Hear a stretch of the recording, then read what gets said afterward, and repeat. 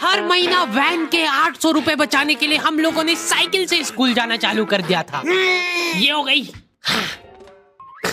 4 लौंडे थरथराती ठंड में साइकिल से स्कूल जाते हैं, ब्लेजर, टोपा, मफलर बांध बुंदा के। एक तो ये ब्लेजर बहुत अजीब था हमारे स्कूल का।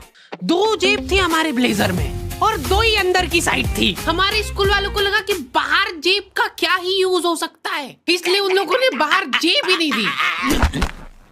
क्या करूं मैं इस जेब का? ठंडी लग रही है तो हाथ अंदर वाली जेब में ही डाल के चलना पड़ता था। कोनी से साइकिल चला के आते थे हम लोग स्कूल। सबको ऐसा लगता था कि हम लोग अपाहिज हैं। और फिर एकदम से हम लोग हाथ बाहर निकाल लेते थे।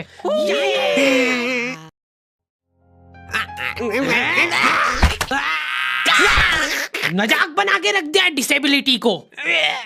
अपाहिज लोगों की रिस्पेक्ट कम हो गई थी हमारी वजह से, लेकिन लड़कियां खुश हो गई थी इस इनोवेशन से। उनको लगा था कि ब्रा का खर्चा नहीं करना पड़ेगा, अपना जो भी सामान है उसको एकदम जेंटली इन जेबों के अंदर प्लेस कर देंगे। लेकिन इसमें एक छोटी सी दिक्कत थी। स्कूल वालों ने लड़कियों के ब्लेजर में एक ही जेब रखी थी। तुम लोग नहीं समझोगे कितना मुश्किल होता है एक ही जेब में इतना सारा सामान घुसाना। हर रोज लेट होते थे हम लोग स्कूल, क्योंकि मेरी साइकिल की चेन ढीली थी। थोड़ी सी भी स्पीड बढ़ाते थे तो वो चेन उतर जाती थी। लेकिन पापा ने मेरे को प्रॉपर ट्रेनिंग दे रखी थी चेन चढ़ाने की। एक जना ऐसे खींचेगा टायर, उतने में अपने को पानी से फटाफट कस देना है। ये हो गई टाइट। बैग में पाना पेचकस रख के लाना पड़ता था मेरे को स्कूल, कि कभी भी रास्ते में चेन उतर सकती है।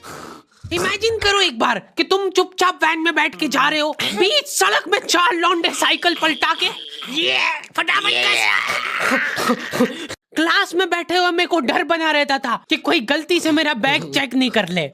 तो आज हम लोग पढ़ेंगे टेंस। सबसे घटिया, वाहियात, नीच टॉपिक लगता था मेरे को टेंस। पास्ट, प्रेजेंट और फ्यूचर तक बात ठीक थी। प्रेजेंट कंटिन्यूअस टेंस क्या होता है? सिंपल पास्ट, पास्ट कंटिन्यूअस, मतलब वो बीत चुका है पर चल भी रहा है। क्या है ये? कितना भी समझ लो इस टॉपिक को, एग्जाम में जाके तुमको अंदाजे से ही सेंटेंस चूज करना पड़ेंगे कि ये सुनने में अच्छा लग रहा है तो यही होगा सही। एग्जाम में इन्विजिलेटर हमको क्वेश्चन पेपर पे कुछ नहीं लिखने देता था। इनको ऐसा लगता था कि हम लोग क्वेश्चन पेपर पे आंसर लिख लिख के चीटिंग करेंगे।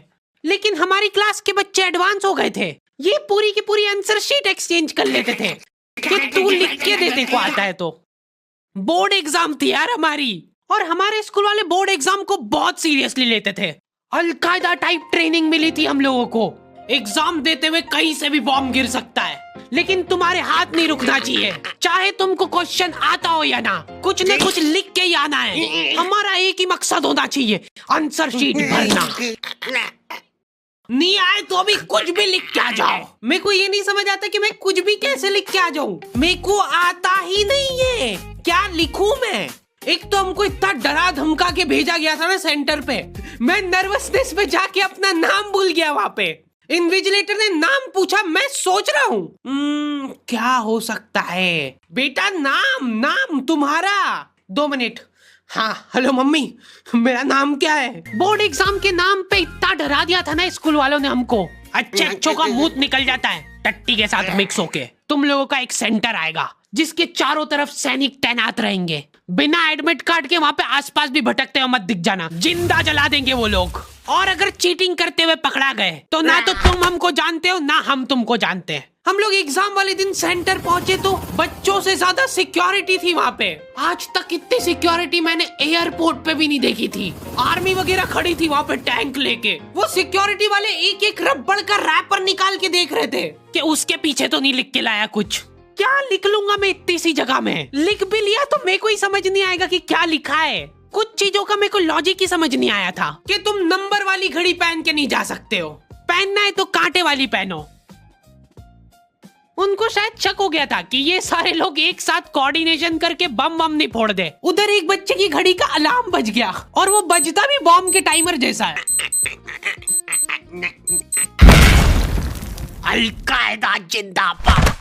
जिस पाउच में तुम सामान ला रहे हो वो भी ट्रांसपेरेंट होना चाहिए। मेरे बैग में से इनको पाने पेचकस मिले थे, क्या जवाब दूं मैं इसका कि क्या यूज में आते हैं ये? उनको वहाँ पे डेमो करके बताना पड़ा कि ये यूज में आता है ये सब आइटम।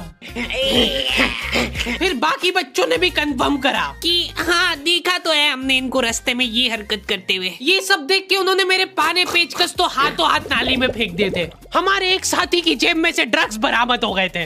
अरे ड्रग्स नहीं है, ये इनहेलर है। इसको ऐसे सूंघते हैं, नाक बंद होती है तो नाक खोलने के बाद भी अगर तुम इनहेलर को पूरी ताकत से सूंघते हो, आंखें दिमाग में ठंडक हो जाएगी तुम्हारे। वो बच्चे नहीं होते जो पूरा साल टाइम पास करते और एग्जाम के एक दिन पहले पढ़ के एग्जाम देने आ जाते हैं। वो बनने की मैं कोशिश ही कर पाया था। सिर्फ मैंने सोचा था आखिरी रात मेरी है, रात भर मैं पूरा सिलेबस चाट जाऊंगा, पर मैं एग्जाम के एक दिन पहले ही बीमार पड़ गया। सर्दी हो गई मेरे को, तो मैंने सोचा ठीक है अभी थोड़ा रेस्ट करते, सुबह उठ के पढ़ाई करेंगे। नाक बंद हो गई भाई, नींद ही नहीं आ रही है। फिर पापा आके मेरे को ट्रिक बताते हैं कि अगर राइट वाली नाक बंद हो रही है ना तो लेफ्ट साइड करवट करके सो जा, फिर गहरी सांस ले, तो ये जो है ना राइट वाली खुल जाएगी और लेफ्ट वाली बंद हो जाएगी। फिर लेफ्ट वाली अगर खोलना है तो राइट साइड करवट करके सो जा। पूरी रात करवटें बदलता रह गया मैं। सुबह रास्ते में जाते जाते पढ़ रहा हूँ मैं, क्योंकि बाकी बच्चे भी यही कर रहे थे। बच्चों को लग रहा है कि भाई जितना हम लोग साल भर में नहीं पढ़े उतना हम लोग रास्ते में जाते हुए पढ़ लेंगे। रास्ते में ऐसे कॉपियां लेके घूम रहे जैसे इनसे ज्यादा पढ़ाकू कोई हो ही ना। सुबह हम सब लोग सेंटर लेट पहुंचे क्योंकि साइकिल की चेन उतर गई थी, तो रास्ते में वो कर रहे थे। और क्वेश्चन पेपर भी लेट हो गया था उस दिन। क्वेश्चन पेपर Z+ सिक्योरिटी के साथ आता था।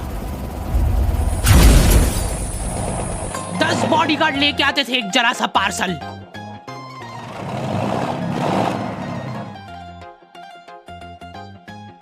और फिर देने के बाद बोलते थे ये असली पार्सल नहीं है। असली नहीं है तो जोर से भी बोल सकते हो, ये असली पार्सल नहीं है।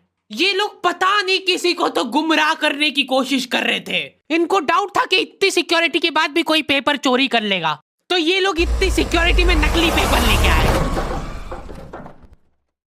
असली पेपर तो एक और बॉडीगार्ड नाले में तैरता हुआ लेके आ रहा है। ये पाने पेचकस किसने डाले नाली में? ये लो। मजाक कर रहे थे हम तो, यही है असली क्वेश्चन पेपर। जाओ बांट दो फटाफट।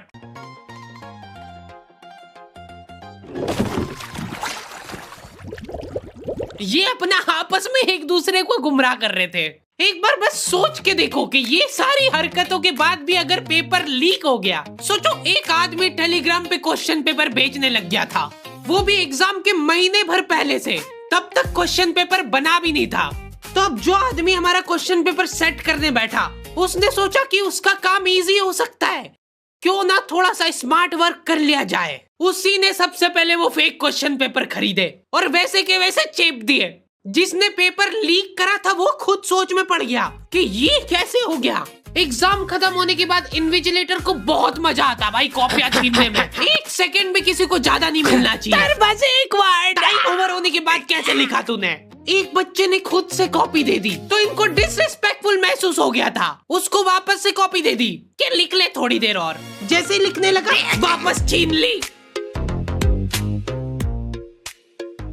ओके, तो दी एंड हो चुका है। पिछली बार मैंने तुम लोगों को 2.5 लाख लाइक का एम दिया था, जो कि तुम लोगों ने बहुत आसानी से कर दिए थे। तो इस बार एम रखते 3.5 लाख लाइक्स का। जैसे तुम लोग 3.5 लाख लाइक का एम कंप्लीट करोगे, अगला एपिसोड में सीधा अपलोड कर दूंगा।